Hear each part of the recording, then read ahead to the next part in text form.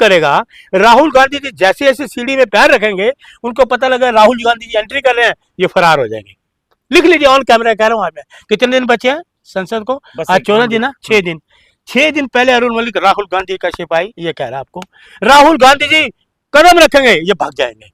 ये इतना डरपोक, इतने कमजोर है। वही सवाल है ना, फिर सत्ता पक्ष यही कह देगा आप लोग से कि मुद्दों पे बात नहीं करने दे रहा। अरे हम तो मुद्दों पे करेंगे, लेकिन रुकोगे तो मुद्दों पे बात करेंगे ना। राहुल गांधी जी के पहुंचते भाग जाएंगे। ये इतने कमजोर डरपोक है, राहुल गांधी का सामना नहीं कर सकते। ना राजनाथ सिंह जी, ना मोदी जी, ना अमित शाह जी, कोई नहीं कर सकते। नितिन गडकरी एथेनॉल पे जवाब देंगे? अरे कहाँ देंगे, अभी तक तो दिया नहीं कुछ। स्थिति और खराब हो रही है। स्थिति तो खराब पूरे देश की कर दी इन्होंने। गाड़ियों को लेकर जो सर्वे आ रहा है, फीडबैक, वो और गंदा आ रहा है। देखिए इतना गंदा आ रहा है, लोगों की गाड़ियां खराब हो गई, कई लोगों की गाड़ियां खराब हो गई, हमें सुनने को मिला। 50-50 लाख की गाड़ियां खराब हो गई लोगों की। तो ये जो है ना, ये किसी चीज पे बात नहीं करना। धर्मेंद्र प्रधान इस्तीफा देंगे क्या? उन पे चर्चा होगी? रेल मंत्री में कभी इस्तीफा नहीं। कितने लोग मर गए? हाँ बिल्कुल, रेल हादसे में कितने लोग मर गए। और वो ट्रेन के नीचे सारा फोटो खींचो, फोटो सेशन।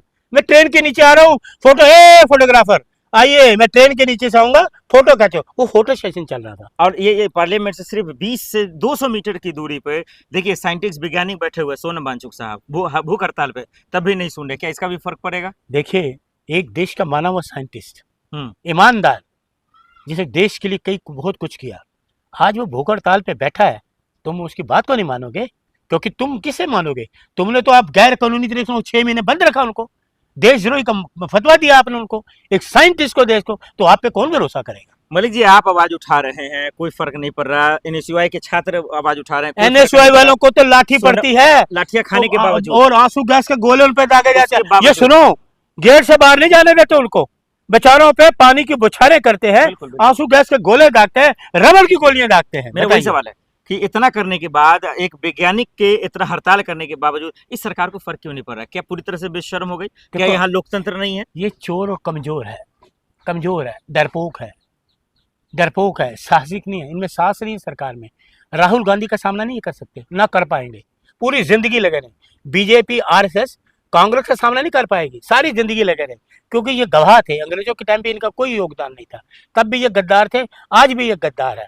ये भी 3 देशों की यात्रा करके आए हैं मोदी जी। क्या लेके आए हैं?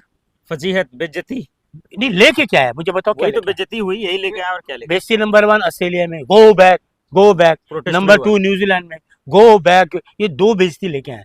बाकी क्या, इनकी नीति क्या है? बेइज्जती। जो कांग्रेस, जो नेहरू जी ने, डॉक्टर मनमोहन सिंह जी ने, कांग्रेस ने जो बनाया, उसको इन्होंने सत्यानाश कर दिया 12 साल में। पूरी विदेश नीति इनकी फेल है। तो क्या ये उम्मीद कर लें इस पार्लियामेंट में कि जनता की आवाजें उठेंगी? क्या उन मुद्दों पे बातचीत होंगी? सुनिए, क्या करेगी सरकार? अरे पत्रकार महोदय, मेरी बात सुनिए गौर से। राहुल गांधी जी क्या करते आए 12 साल से?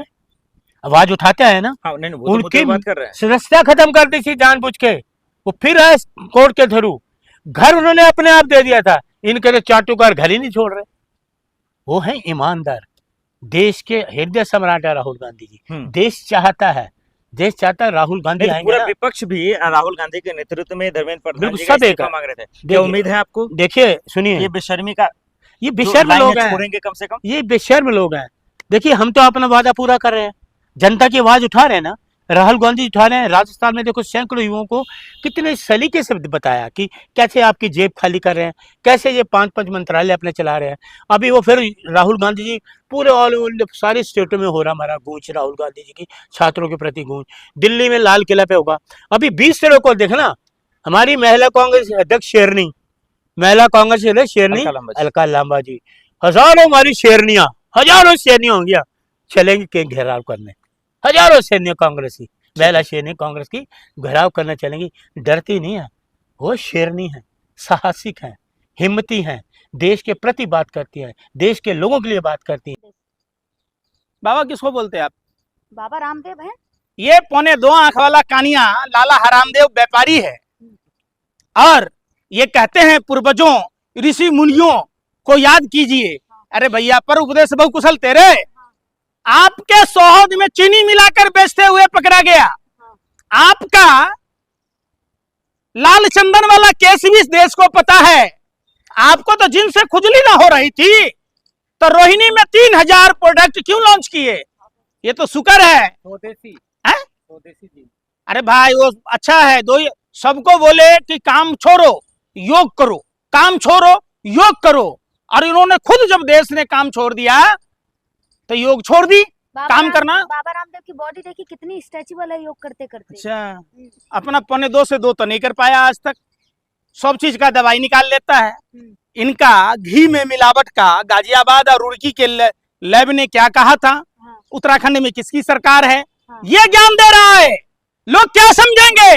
2.25 आंख वाला कानिया से पूछिए, क्या आपके पूर्वजों ने यही सिखाया था कि नकली घी, नकली शहद, चंदन का तस्करी करो, सरकार को चूना लगाओ, हैं? ठीक है। फिर आप ऐसे फ्रॉड, साधु के बेस में लुटेरे हैं देश में, ऐसे फ्रॉड लोगों का चर्चा ना किया करें।